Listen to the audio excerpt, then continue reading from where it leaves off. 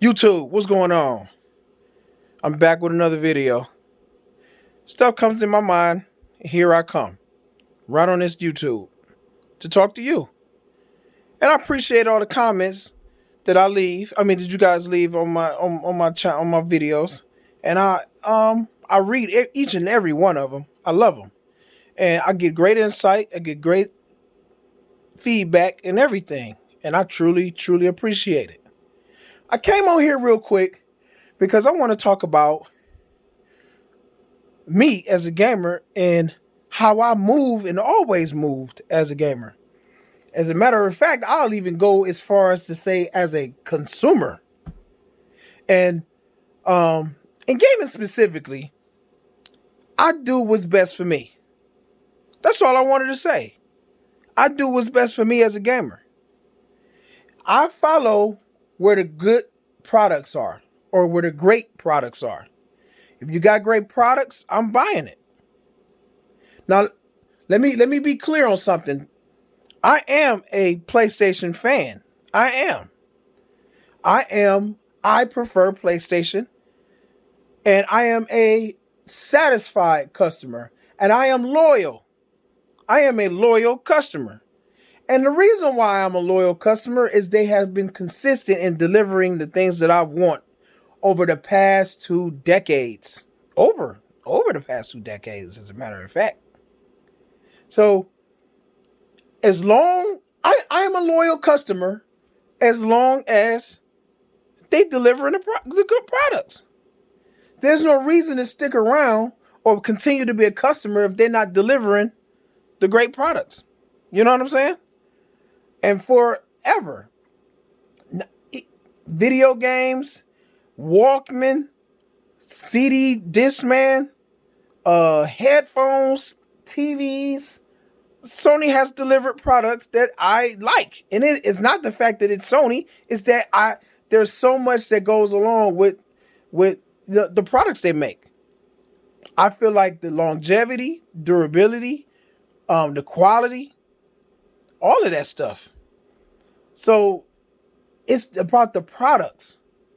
It's about the products that they deliver that makes me a satisfied, loyal customer.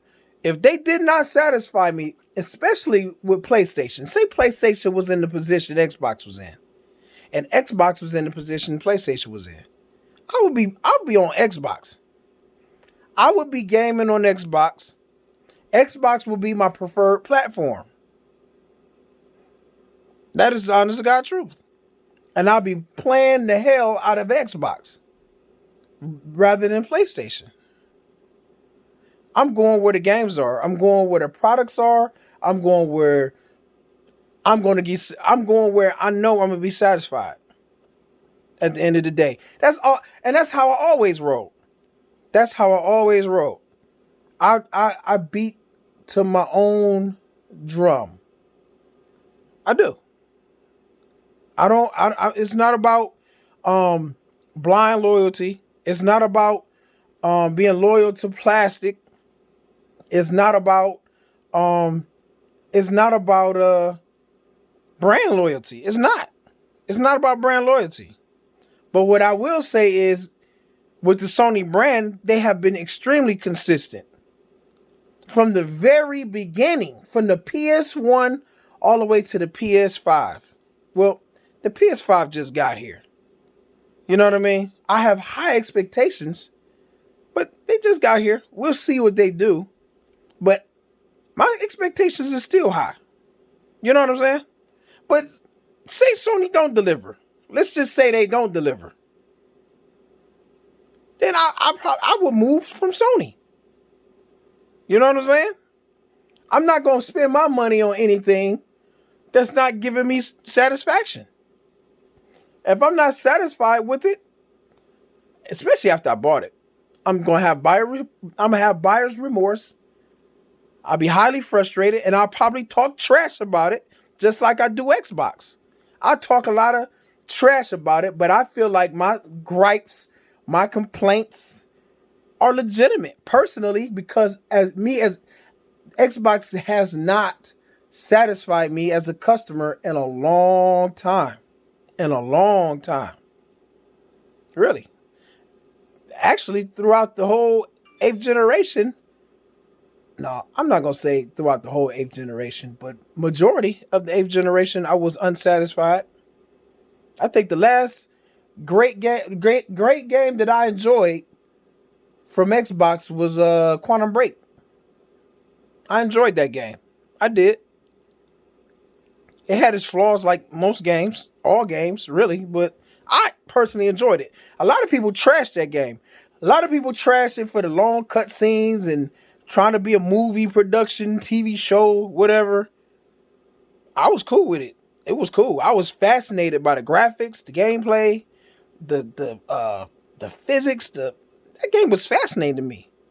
I was satisfied with it. As a matter of fact, I would say Xbox best years in the eighth generation was between at launch up until about 2016. That was Xbox best years. Really. But anyways, yeah, I do what I want. I do what satisfies me as a customer. I please myself. I'll take care of me. I'll take care of me first. If whoever got the games, that's where I'm going. I think that's logical, in my opinion. I'm not gonna stick around if they ain't got nothing. If PlayStation ain't got nothing, I'm not sticking around. I'm not. I'm not gonna sit around and wait. Especially, I'm definitely not gonna do that. I'm definitely not gonna do that if the competition got stuff. I'm not gonna sit and wait. I'm a bail. I'm out of there. See ya. I'm gone. I'm not sticking around. Really. But what I think soon we're gonna be playing on PlayStation and Xbox, they probably, from what the looks of things, they're gonna be gone. And we'll be playing on Samsung consoles, the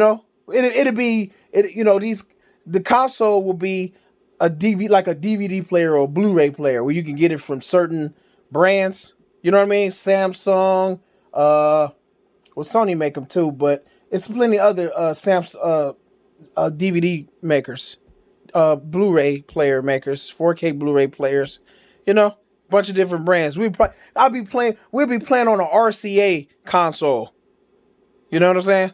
RCA, it'll be a Vizio console that just plays all games. There'll be no more exclusives. You know what I mean? And the controller, there will be no innovation in the controller. It'll just be, just something that you hold in your hand that you can mash buttons with. Nothing special. Or it could be a universal thing where they all have the same type of controller. It'll be something like that.